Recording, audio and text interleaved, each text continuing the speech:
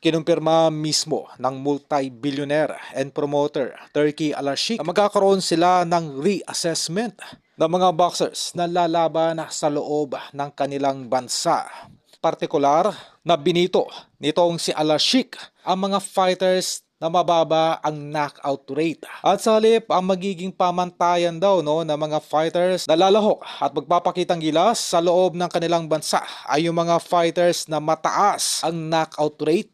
At dito ay kinumpirma na rin itong kampo ni Turki Al-Sheikh na ongoing na ang kanilang search o yung paghahanap sa mga fighters na may mataas na knockout rate o yung fighters na nagkamit ng knockout win sa huling naging laban nito. At dito po ay pasok ang ating kababayang si Janriel Casimero na kung saan ay nagpakitang gilas nga po ito sa bansang Japan sa isang may presibong TKO win kontra sa isang Japanese fighter. At muling binigyan diin nitong si Turki Al-Sheikh ay hindi ito magdadalawang isip na i-terminate ang kontrata ng mga technical fighters o yung mga tinatawag na hit and run at yung mababa ang knockout rate. Marahil ito yung inline sa ating natalakay na nung nakaraan kung saan ay dismayado itong si Turki Al-Sheikh sa naging performance nitong si Naoya Inoue na kung saan ay hindi nito inakala na aabot ng 12 rounds itong patpating si Alan Peter Picasso sa mga kamay nitong si Naoya Inoue. Ito yung malinaw na senyales na takot na makipagsabayan